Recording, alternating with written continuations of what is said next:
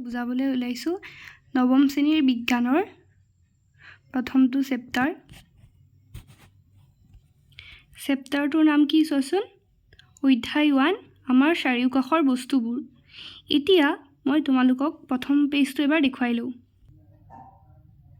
তোমালোকে দেখিছানে আণ্ডাৰলাইন কৰা চেণ্টেন্সবোৰ? সেইবোৰৰ পৰা মানে এই পেজটোৰ পৰা ফাৰ্ষ্ট পেজটো এইটো হয়, এইটো ফাৰ্ষ্ট পেজ। এই ফাৰ্ষ্ট পেজটোৰ পৰা তোমালোকৰ যি প্ৰশ্ন হ'ব পাৰে মই একদম লাইন বাই লাইন কি প্ৰশ্নৰ উত্তৰ ওলাব পাৰে সকলোখিনি দিম। এইটো ফাৰ্ষ্ট পেজ দেখিছা?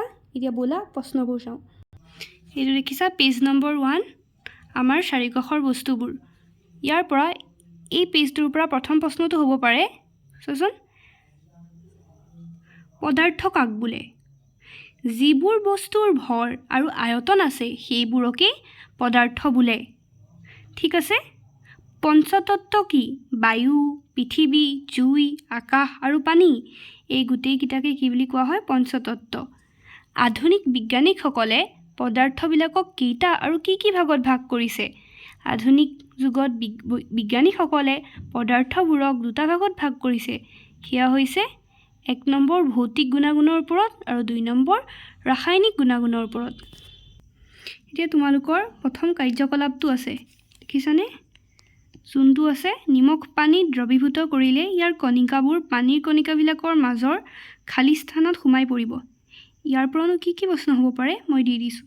কাৰ্যকলাপ 1.1 পৰীক্ষা। পানীৰ কণিকাবোৰৰ মাজত ফাঁক থাকে। ইয়াৰ যে এই উত্তৰটো দেখিছা,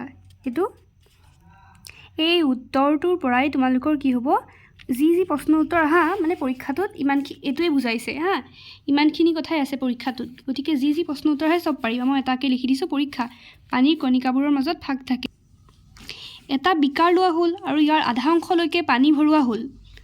বিকাৰটোৰ পানী পৃষ্ঠৰ সমানকৈ এটা চিন দিয়া হ'ল। এতিয়া পানীত কিছু পৰিমাণে নিমখ দিয়া হ'ল আৰু ইয়াক কাঁচৰ দণ্ডৰ সহায়ত দ্ৰৱীভূত কৰা হ'ল, মানে মিক্স কৰা হ'ল। দেখা গ'ল যে নিমখখিনি নাইকিয়া হৈ হ'ল যদিও বিকাৰটোৰ পানী পৃষ্ঠৰ পৰিৱৰ্তন নহ'ল। ঠিক আছে, মানে এই গোটেইটো আমাক কাৰ্যকলাপটো এইখিনি। ইয়াৰ পৰা আমি কি বুজিলোঁ? ইয়াৰ কাৰণ এই যে নিমখখিনি পানীত যোগ কৰিলে ইয়াৰ কণিকাবোৰ পৰস্পৰৰ পৰা পৃথক হৈ পানীৰ কণিকাবোৰৰ মাজৰ খালী ঠাই অধিকাৰ কৰে। সেয়েহে বিকাৰটোৰ পানী পৃষ্ঠ ওপৰলৈ নুঠে। মানে কি হয়, পানী যেতিয়া নিমখ আমি দিওঁ দ্ৰৱীভূত কৰোঁ তেতিয়া পানীৰ মাজত যিবোৰ ফাঁক থাকে একেবাৰে ক্ষুদ্ৰ সেইবোৰ আমি চকুৰে নেদেখোঁ, অনুবীক্ষণ যন্ত্ৰৰ দ্বাৰাহে আমি দেখিব পাৰিম। সেইবোৰৰ মাজত নিমখৰ কণিকাবোৰ সোমাই পৰি গেপটো ফিল আপ কৰি দিয়ে। সেয়েহে পানী পৃষ্ঠ মানে চিনডাল ওপৰলৈ নুঠে। দেখা গ'ল যে বিকাৰটোৰ পানী পৃষ্ঠৰ পৰিৱৰ্তন নহ'ল। ঠিক আছে, এইখিনি তোমালোকে এনেকৈ লিখিবা। এতিয়া এইকেইটানো ষ্টাৰ মাৰ্ক কিয় কৰা আছে সেইখিনিলৈকে মই দি আছোঁ। ইয়াত এইটোৱে দিছে যে ভৰৰ এচা একক কি? ভৰৰ এচা একক হ'ল কিলোগ্ৰাম, কেজি। আয়তনৰ এচা একক কি? Cubic metre, metre cube, M cube হা। 1 litre equal to 1 decimetre cube equal to 1000 ml, 1 ml equal to 1 centimetre cube. ঠিক আছে। কাৰ্যকলাপ 1.2 তোমালোকৰ ফাৰ্ষ্ট পেজত আছে কাৰ্যকলাপ 1.2 বুলি। এতিয়া পৰীক্ষা কাৰ্যকলাপটো পঢ়িবা কি দিয়া আছে, এনেকৈ কি দিয়া আছে পিছৰ পেজটোতো কাৰ্যকলাপটো এবাৰ পঢ়িবা 1.2ৰ। তাৰপাছত কাৰ্যকলাপটোৰ পৰা আমি এইটো কথা গম পাব পাৰোঁ যে পৰীক্ষাটোৱে দেখুৱায় যে কপাৰ ছালফেটৰ স্ফটিকে পৰ্যাপ্ত পৰিমাণৰ পানী ৰঙীন কৰিবলৈ সক্ষম হয়। কপাৰ ছালফেটৰ এটা স্ফটিকে কি কৰে, ইয়াৰ মানে মই তাকে চাইছিলোঁ এবাৰ, ইয়াৰ একাৰডাল থাকি গ'ল। স্ফটিকে নিজুত ক্ষুদ্ৰ কণিকাৰ দ্বাৰা ঠিকেই স্ফটিক ন পাহৰিছিল। স্ফটিক নিজুত ক্ষুদ্ৰ কণিকাৰ দ্বাৰা গঠিত। কাৰ্যকলাপ 1.2ৰ পৰা কি গম পালা? পৰীক্ষাটোৱে দেখুৱাই যে কপাৰ ছালফেটৰ স্ফটিকে পৰ্যাপ্ত পৰিমাণৰ পানী ৰঙীন কৰিবলৈ সক্ষম হয়। কপাৰ ছালফেটৰ এটা স্ফটিক নিযুত ক্ষুদ্ৰ কণিকাৰ দ্বাৰা গঠিত। তেন্তে এইটো চাই লোৱা তোমালোকে। আমাৰ ফাৰ্ষ্ট পেজটো অলম'ষ্ট ডান। আৰু তোমালোকে তাৰ পাছত যদি ফাৰ্ষ্ট পেজটোৰ এইখিনিলৈকে হৈ গ'ল দেই, পেজটোৰ NCERTখন এবাৰ চাই লোৱা। মই কোনবোৰ আণ্ডাৰলাইন কৰিছোঁ এবাৰ পঢ়ি দিবা তোমালোকে, তেতিয়া একোৱেই নাথাকে হা। ঠিক আছে, মানে তোমালোকৰ কিতাপখনৰ একদম লাইন বাই লাইন বৰ্ণনা কৰি যাম। এতিয়া তোমালোকৰ যোনটো পাৰ্ট আছে ছেকেণ্ড পাৰ্ট, ৰ'বা, যোনটো পাৰ্ট আছে ছেকেণ্ড পাৰ্ট দেখিছে পেজ নম্বৰ 2 চাই লওঁ। এতিয়া NCERTখন ক'ত গ'ল মই দাগ দিছোঁ, এইখিনি ইম্পৰ্টেণ্ট। এইকেইটা এনেকৈ আণ্ডাৰলাইন কৰাকেইটা এবাৰ NCERTখনৰ উলিয়াই পঢ়িবা। এতিয়া ইয়াৰ পৰানো এই পৃষ্ঠাটোৰ পৰানো কি কি প্ৰশ্ন উত্তৰ হ'ব পাৰে মই তোমালোকক দেখুৱাম। এয়া চোৱা পেজ নম্বৰ 2 আৰু লগতে পেজ নম্বৰ 3টো দেখুৱাই দিছোঁ, কিয়নো এই দুটা পাঠ মিলি বেছি কুৱেশ্যন এনচাৰ নাই।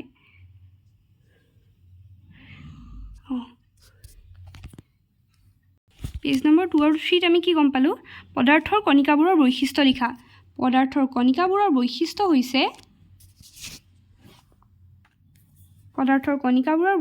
হৈছে পদাৰ্থৰ কণিকাবোৰৰ মাজত ব্যৱধান আছে। পদাৰ্থৰ কণিকাবোৰ অনবৰতে গতি কৰি থাকে। পদাৰ্থৰ কণিকাবোৰৰ মাজত আকৰ্ষণ আছে। এইখিনিলৈকে তোমালোকৰ পেজ নম্বৰ 2 আৰু 3ৰ সকলোবোৰ কুৱেশ্যন এনচাৰ হৈ গ'ল আৰু নাই একো বিশেষ। এনেই কিবা কেইটামান তোমালোকক এনেই বুজিবলৈ বা কাৰ্যকলাপ কেইটামান কৰি চাবলৈ দিছে শ্ৰেণীকোঠাত, বাকী নাই ইম্পৰ্টেণ্ট দেই। তোমালোকে লক্ষ্য কৰিবা পেজ নম্বৰ 3ত প্ৰশ্নাৱলী বুলি আছিল।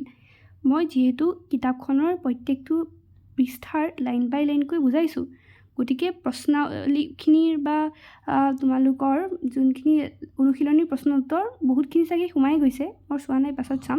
কিন্তু তাৰ পাছতো যদি তোমালোকক এক্সট্ৰাকৈ প্ৰশ্নাৱলী আৰু অনুশীলনীৰ প্ৰশ্ন উত্তৰৰ সৈতে ভিডিঅ' এটা লাগে তেন্তে মই নিশ্চয়কৈ দিম, কিন্তু তোমালোকে মোক জনাবা। এতিয়া পৃষ্ঠা নং 4লৈ আহোঁ। ইয়াত দেখিছেনে, ইয়াৰ পৰা বহুত প্ৰশ্ন উত্তৰ ওলাব। মই দাগ দি দিছোঁ, দাগ দিয়াকেইটা তোমালোকে নিজেও মাৰ্ক কৰি লোৱা। পৃষ্ঠা নং 4 পৰানো কি কি প্ৰশ্ন উত্তৰ ওলায় মই দেখুৱাই দিছোঁ। ইয়াৰ প্ৰথম কুৱেশ্যনটো হৈছে পদাৰ্থবোৰক ভৌতিকভাৱে কেইটা আৰু কি কি ভাগত ভাগ কৰা হৈছে? পদাৰ্থবোৰক ভৌতিকভাৱে 3টা ভাগত ভাগ কৰা হৈছে: গোটা বা কঠিন, জলীয়া বা তৰল আৰু গেছীয়। গোটা পদাৰ্থৰ নিৰ্দিষ্ট ধৰ্ম লিখা। গোটা পদাৰ্থৰ নিৰ্দিষ্ট গঢ় বা আকৃতি আছে। খ নম্বৰ, সংকোচনীয়তা অতি নগণ্য, মানে বেছিকৈ আমি কি কৰিব নোৱাৰোঁ, সংকোচন কৰিব নোৱাৰোঁ। কাৰণ গোটা বস্তু এটা ন, তোমালোকে এনেকৈ কিবা এডাল এটুকুৰা কাঠ লোৱা, হেঁচা দিয়াচোন, তোমালোকে সৰু কৰিব পাৰিবানে? নোৱাৰা, কাৰণ সংকোচনীয়তা অতি নগণ্য। গ নম্বৰটো হৈছে দৃঢ়। ৰবৰৰ বেণ্ড এটুকুৰা টানিলে ই আকৃতি সলায়, গতিকে ই গোটা পদাৰ্থ হয়নে? ৰবৰ এডাল যেতিয়া আমি লওঁ, হাতত লৈ পেলাই এনেকৈ মেলি দিওঁ, সি আকৃতিটো সলায়। কিন্তু আমিতো কৈছিলোঁ সংকোচনীয়তা অতি নগণ্য বুলি, তেন্তে কিয়? এইটোতো মিলা নাই গোটা পদাৰ্থৰ ধৰ্মৰ লগত। এইটো গোটা পদাৰ্থ হয়নে? নিশ্চয়কৈ হয়, কিয়নো ৰবৰ বেণ্ড এডোখৰ টানিলে আকৃতি সলায়, পিছে এৰি দিলে ই আগৰ অৱস্থা প্ৰাপ্ত হয়, আমি সকলোৱে জানো। লগতে বেছি বল প্ৰয়োগ কৰিলে ই ছিঙি যায়। মানে বস্তু ভেদে সংকোচনীয়তাটো কম বেছি হ'ব পাৰে। চেনি বা নিমখৰ প্ৰতিটো দানাৰ আকৃতি ভিন ভিন, পাত্ৰ সাপেক্ষে ভিন ভিন হয়। এই গোটা পদাৰ্থনে মানে চেনি যেনে টেমা এটাত থলা বা বাতি এটাত থলা, গিলাচ এটাত থলা, বেলেগ বেলেগ পাত্ৰ সাপেক্ষে তেনেকুৱা আকৃতি লয়। কিন্তু গোটা পদাৰ্থৰ কিয় কোৱাচোন? হয়, কিয়নো চেনি বা নিমখৰ প্ৰতিটো দানাৰ আকৃতি নিৰ্দিষ্ট, আকৃতিটো সলনি হৈ নাযায়। চেনি বা নিমখৰ প্ৰত্যেকটো দানাৰ আকৃতি নিৰ্দিষ্ট। আমি তাক হাতত ল'লে বা প্লেটত এখনত ৰাখিলে বা জাৰ এটাত ভৰালে দানাকেইটাৰ আকৃতিটো সলনি নহয়। সেইকাৰণে এইটো এটা গোটা পদাৰ্থ। এতিয়া স্পঞ্জ এডাল, বাচন মজা স্পঞ্জ এডালি ধৰিব পৰা গোটা পদাৰ্থ, তথাপি ইয়াক সংকুচিত কৰিব পাৰি। কিয় বাৰু? স্পঞ্জৰ মাজত সৰু সৰু ছিদ্ৰ থাকে, সৰু সৰু ফুটা থাকে, যে ফাঁক থাকে, ৰন্ধ্ৰৰ মাজত বায়ু সোমাই থাকে। চাপ বা হেঁচা দিলে ৰন্ধ্ৰৰ মাজৰ বায়ুখিনিহে ওলাই যায়, সেইবাবে স্পঞ্জডোখৰ সংকুচিত হয়। গম পালানে? বুজাই গৈছোঁ লগে লগে। জুলীয়া পদাৰ্থৰ বৈশিষ্ট্যবোৰ কি কি? 1 নম্বৰ, নিজ আকৃতি নাই। 2 নম্বৰ, নিজ আকৃতি নাই। খ নম্বৰ, নিজ আয়তন আছে কিন্তু। আৰু গ নম্বৰ, এইবোৰ প্ৰবাহী। তাৰ পাছত প্ৰবাহী বুলিলে কি বুজা? সেই পৃষ্ঠাটোতে আছে তোমালোকৰ 4 নম্বৰ পৃষ্ঠাটো যে প্ৰবাহী বুলিলে কি বুজা? জুলীয়া পদাৰ্থ বৈ যাব পাৰে, আকাৰ সলাব পাৰে, ইয়াকে প্ৰবাহী বুলি কোৱা হয়। কি প্ৰক্ৰিয়াৰে বায়ুমণ্ডলৰ অক্সিজেন পানীত দ্ৰৱীভূত হয়? ব্যাপন প্ৰক্ৰিয়াৰে। জলজ প্ৰাণীয়ে ক'ৰ পৰা অক্সিজেন ভাগ গ্ৰহণ কৰে? পানীত থকা যোনবোৰ প্ৰাণী আছে, পানীত থকা প্ৰাণীবোৰে কেনেকৈ অক্সিজেন লয় যে ক'ৰ পৰা কেনেকৈ লয়? জলজ প্ৰাণীয়ে পানীত দ্ৰৱীভূত হৈ থকা অক্সিজেন ভাগ গ্ৰহণ কৰে। মানে ক'ৰ পৰা লয় অক্সিজেন ভাগ? পানীত দ্ৰৱীভূত হৈ থকা অক্সিজেন ভাগ লয়, গ্ৰহণ কৰে। ঠিক আছে, এতিয়া পৃষ্ঠা নং 5টো দেখুৱাওঁ। এতিয়া পৃষ্ঠা নং 5টো তোমালোকক মই দেখুৱাইছোঁ। আণ্ডাৰলাইন কৰাবিলাক তোমালোকে আণ্ডাৰলাইন কৰি ল'বা আৰু লগতে এবাৰ কিতাপখনৰ পৰা পঢ়িবা। তেতিয়া বেছি তোমালোকে কানেক্টিভ ফিল কৰিবা কিতাপখনৰ লগত, কাৰণ যিহেতু মেট্ৰিকৰ পেটাৰ্ণটো সলাইছে। যিকোনোকে কেইটামান কুৱেশ্যন এনচাৰ কৰি থ'লেই নহ'ব, আমি প্ৰত্যেকটো লাইন পঢ়িব লাগিব। আৰু যোনবিলাক দিয়া নাই এইবিলাক মানে একো মানে হেৰি নহয়, ইনফৰ্মেটিভ নহয়, কিবা কাৰ্যকলাপ বা ইটো সিটো কিবা বেলেগহে। ঠিক আছে, এনেকৈ দিলা নিশ্চয়কৈ। 5 নম্বৰটো, জুলীয়া পদাৰ্থৰ ব্যাপন বেগ কিয় গোটা পদাৰ্থতকৈ বেছি? জুলীয়া পদাৰ্থৰ কণিকাবোৰে সহজে গতি কৰিব পাৰে, লগতে জুলীয়া পদাৰ্থৰ কণিকাবোৰৰ মাজত ব্যৱধানো আছে। হয়নে? গোটা পদাৰ্থতকৈ জুলীয়া পদাৰ্থ সহজে বৈ যায় আৰু লগতে কণিকাবোৰৰ মাজত ফাঁক আছে গোটা পদাৰ্থৰ তুলনাত বেছিকৈ। সেইকাৰণে জুলীয়া পদাৰ্থবোৰৰ ব্যাপন বেগ গোটা পদাৰ্থতকৈ বেছি। চিকিৎসালয়ত আৰু ৰন্ধন গেছৰ চিলিণ্ডাৰত কি ব্যৱহাৰ কৰা হয়? চিকিৎসালয়ত অক্সিজেন গেছক চাপ দি সংকুচিত অৱস্থাত ভৰোৱা হয় চিকিৎসালয়ত। আনহাতে ৰন্ধন চিলিণ্ডাৰত তৰলীকৃত পেট্ৰলিয়াম গেছ ভৰোৱা হয়। ৰান্ধি থোৱা গৰম খাদ্য আমাৰ নাকত কেনেকৈ সোমায়? পাকঘৰত যেনিবাতে কিবা এটা বস্তু বনাইছে, কেনেকৈ আমি তোমাৰ ৰুমলৈকে, পঢ়া ৰুমলৈকে গোন্ধ পোৱা?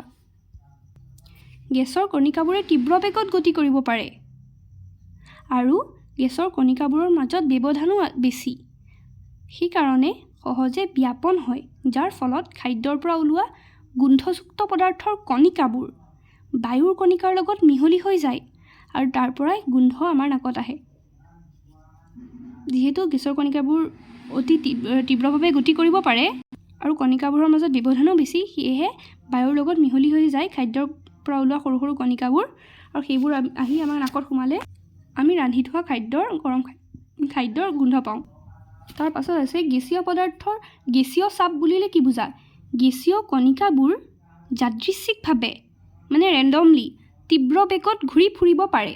এনেকুৱা চলনৰ বাবে কণিকাবোৰে পৰস্পৰক খুন্দা মাৰে আৰু ধাৰক পাত্ৰৰ বেৰতো মানে যোনটো কণ্টেইনাৰত থোৱা হৈছে তাতো খুন্দা মাৰে। ধাৰক পাত্ৰ মানে য'ত থোৱা হৈছে কণ্টেইনাৰটোৰ কথা কৈছে। ধাৰক পাত্ৰৰ বেৰৰ প্ৰতি একক ক্ষেত্ৰত এই কণিকাবোৰে দিয়া চাপেই হ'ল গেছৰ চাপ।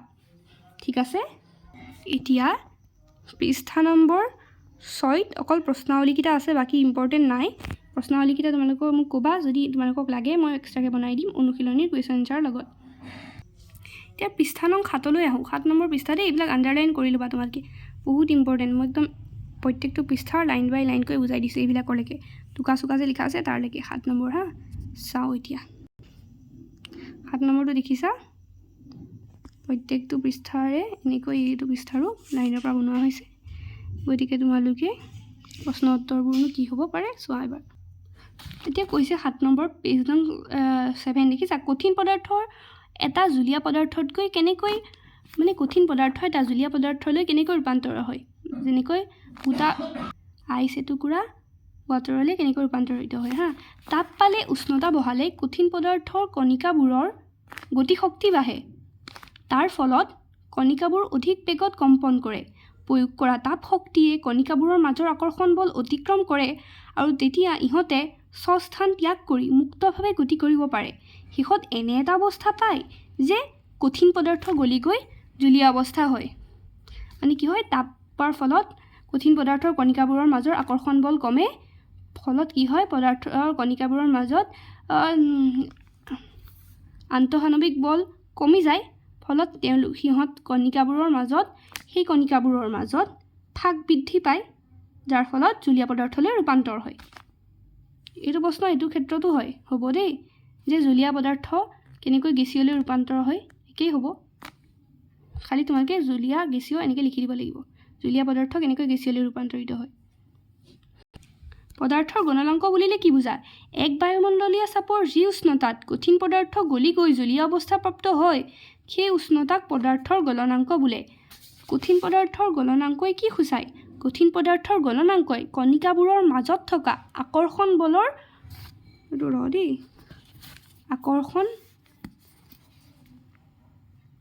বলৰ মাত্ৰা সূচায়। কেলভিন স্কেলত বৰফৰ গলনাংক কিমান?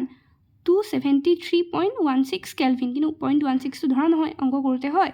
বিগলন কাক বোলে? কঠিনৰ পৰা জলীয় অৱস্থা হোৱা প্ৰক্ৰিয়াটোকে বিগলন বোলে। গোটা বৰফ গলিব ধৰোঁতে তাৰ উষ্ণতাৰ পৰিৱৰ্তন নোহোৱাকৈ থাকে তেন্তে মানে বৰফ এটুকুৰা যেতিয়া আমি উত্তপ্ত কৰিলোঁ উষ্ণতাৰ পৰিৱৰ্তন প্ৰথম অৱস্থাত হৈ থাকে কিন্তু এনেকুৱা এটা অৱস্থা পাইগৈ য'ত থাৰ্মোমিটাৰৰ পাৰাস্তম্ভৰ উচ্চতা বৃদ্ধি নাপায়। কিয় হয় তাকে কৈছে। তেন্তে প্ৰয়োগ কৰা তাপখিনি ক'লৈ যায়? আমিতো তাপ দিয়ে থাকোঁ। বৰফৰ কণিকাবোৰৰ মাজৰ আকৰ্ষণ বল অতিক্ৰম কৰি কঠিন অৱস্থাৰ পৰা জলীয় অৱস্থালৈ পৰিৱৰ্তন কৰিবলৈ প্ৰয়োগ কৰা তাপখিনি ব্যৱহৃত হয়। মানে বৰফৰ কণিকাবোৰৰ মাজত যিমানবোৰ আকৰ্ষণ আছিল সেই বন্ধটো ভাঙিবলৈ, সেই আকৰ্ষণটো ভাঙিবলৈ সেই তাপখিনি ব্যৱহাৰ হয়, সেই বলখিনি ব্যৱহাৰ হয় কৰিবলৈ প্ৰয়োগ কৰা তাপখিনি ব্যৱহৃত হয়। সেই তাপখিনি যে প্ৰয়োগ কৰোঁ তাত ব্যৱহাৰ হয়। সেইকাৰণে পাৰাস্তম্ভৰ উষ্ণতা বৃদ্ধি নাপায়। বৰফে শোষণ কৰা এই তাপ শক্তিক লীন তাপ বুলি কোৱা হয়। লীন তাপ মানে যোনটো দেখা নেপাওঁ মানে লুকাই থকা টাইপৰ, সেইটোকে লীন তাপ বুলি কোৱা হয় দেই। সেয়েহে উষ্ণতাৰ পৰিৱৰ্তন নহয়। বিগলনৰ লীন তাপ কাক বোলে? এক বায়ুমণ্ডলীয় চাপ আৰু এক গলনাংক উষ্ণতাত 1 কিলোগ্ৰাম কঠিন পদাৰ্থ জলীয় অৱস্থালৈ নিবলৈ যি পৰিমাণৰ তাপৰ প্ৰয়োজন হয় তাকেই বিগলনৰ লীন তাপ বোলে। পেজ নম্বৰ 7ত তোমালোকৰ কুৱেশ্যন এনচাৰ অলপ বেছি, যিহেতু প্ৰত্যেকটো লাইনৰ পৰাই দিয়া হৈছে, মানে যোনবোৰ ইম্পৰ্টেণ্ট। উতলাংক কাক বোলে? বায়ুমণ্ডলীয় চাপত যি উষ্ণতাত জলীয় পদাৰ্থ উতলিবলৈ আৰম্ভ কৰে সেই উষ্ণতাকে তাৰ উতলাংক বোলে। উতলাংক হ'ল কোনো এটা নিৰ্দিষ্ট পদাৰ্থৰ ভিতৰত হোৱা এক সামূহিক পৰিঘটনা। আহিব পাৰে দেই। কেলভিন স্কেলত পানীৰ উতলাংক কিমান? গলনাংক আমি গম পাইছিলোঁ 373। কেলভিন স্কেলত পানীৰ উতলাংক কিমান? 373 কেলভিন। গোটা অৱস্থাৰ পৰা তাপ দিলে জুলীয়া হয়।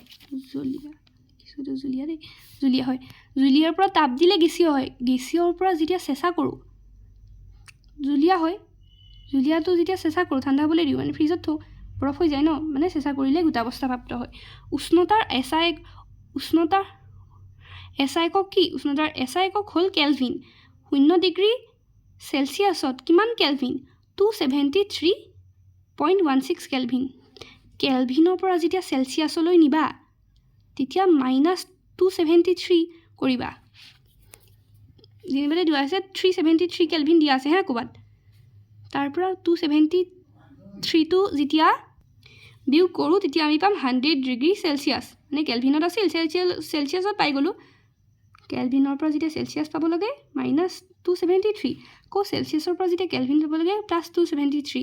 100 ডিগ্ৰী চেলচিয়াছ দিয়া আছে যেনিবাতে, এতিয়া তাৰ লগত 273 কৰিলোঁ প্লাছ, তেতিয়া আমাৰ 373 কেলভিন পাই গ'লোঁ। এয়াই আছিল তোমাৰ পেজ নম্বৰ 7ৰ।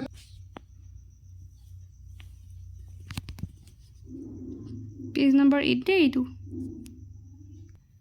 পেজ নম্বৰ 8ত চোৱাচোন কি আছে? ঊৰ্ধ্বপতন কাক বোলে? তাপৰ প্ৰভাৱত জুলীয়া অৱস্থা প্ৰাপ্ত নোহোৱালৈকে কঠিনৰ পৰা পোনে পোনে গেছীয় অৱস্থালৈ হোৱা ৰূপান্তৰ বা গেছীয়ৰ পৰা কঠিনলৈ হোৱা ৰূপান্তৰ হোৱা প্ৰক্ৰিয়াটোকে ঊৰ্ধ্বপতন বোলে। মানে জুলীয় অৱস্থা প্ৰাপ্ত নোহোৱাকৈ কঠিন অৱস্থাৰ পৰা গেছীয় বা গেছীয়ৰ পৰা কঠিন হোৱাকে ঊৰ্ধ্বপতন বোলে। গেছৰ চাপৰ একক কি? এটমস্ফিয়াৰ বা ATM। বা ATM মানে নহয়, এইটো ইংলিছত এনেকৈ লিখে। চাপৰ একক কি? চাপৰ একক হৈছে পাস্কেল বুলি লিখা আছে আৰু পাস্কেল বুলি। বায়ুমণ্ডলীয় চাপ কাক বোলে? বায়ুমণ্ডলত থকা বায়ুৰ চাপকে বায়ুমণ্ডলীয় চাপ বোলে। গোটা কাৰ্বন ডাই অক্সাইডক কিয় উচ্চ চাপত সঞ্চিত কৰি ৰখা হয়? গোটা কাৰ্বন ডাই অক্সাইডৰ চাপ কমাই এক বায়ুমণ্ডলীয় চাপলৈ আনিলে ই জলীয় অৱস্থা প্ৰাপ্ত নোহোৱাকৈ পোনে পোনে গেছীয় হয়। এই কাৰণেই গোটা কাৰ্বন ডাই অক্সাইডক শুকান বৰফ বোলে, আৰু সেয়েহে গোটা কাৰ্বন ডাই অক্সাইডক উচ্চ চাপত সঞ্চিত কৰি ৰখা হয়।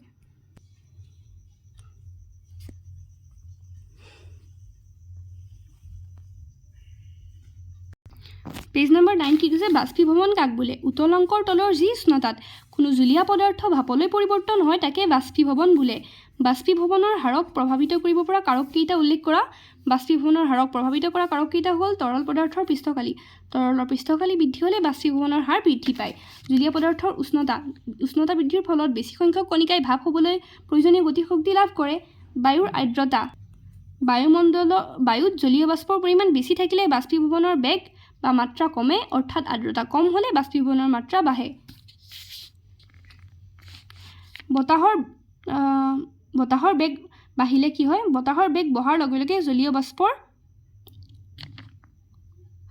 বাষ্পবোৰ সহজে আঁতৰি যায় ফলত বাষ্পীভৱন খৰকৈ হয় বাষ্পীভৱনে ঠাণ্ডা কৰে কিদৰে বাষ্পীভৱনৰ ফলত কমি যোৱা শক্তি পূৰাবলৈ জুলীয়া পদাৰ্থৰ কণিকাবোৰে তাৰ চাৰিওকাষৰ পৰা শক্তি আহৰণ কৰে এনেদৰে শক্তি আহৰণ কৰাৰ ফলত বাষ্পীভৱন হোৱা ঠাইৰ চাৰিওকাষৰ পৰিৱেশ ঠাণ্ডা হয় এতিয়া পেজ নম্বৰ 10 পালোহি চোৱা 20 মিনিটতে গোটেই চেপ্টাৰটো হৈ গ'ল 10 দেই এতিয়া তোমাৰ হাতত অলপমান এচিটন ল'লে ঠাণ্ডা অনুভৱ হয় কিয় এচিটনে হাতৰ তলুৱাৰ পৰা তাপ শক্তি শোষণ কৰি বাষ্পীভৱন হয় বাবে ঠাণ্ডা অনুভৱ কৰোঁ আমি হাতত গৰমকালি আমি কপাহী কাপোৰ কিয় পিন্ধা উচিত গৰমকালি আমাৰ দেহৰ পৰা অধিক ঘাম ওলায় যাৰ ফলত আমাৰ দেহটো শীতল পৰি থাকে বাষ্পীভৱনৰ সময়ত তৰল পৃষ্ঠত থকা কণিকাসমূহ অথবা আমাৰ শৰীৰৰ পৰা ওলোৱা ঘামৰ কণিকাসমূহে দেহ পৃষ্ঠৰ পৰা শক্তি আহৰণ কৰি বাষ্পীভূত হয় বাষ্পীভৱনৰ লীন তাপৰ সমান পৰিমাণৰ তাপ শক্তি আমাৰ শৰীৰৰ পৰা শোষণ কৰি লয় বাবে আমাৰ দেহটো শীতল পৰি যায় কপাহী কাপোৰে আমাৰ শৰীৰৰ পৰা ওলোৱা ঘাম ভালদৰে শোষণ কৰি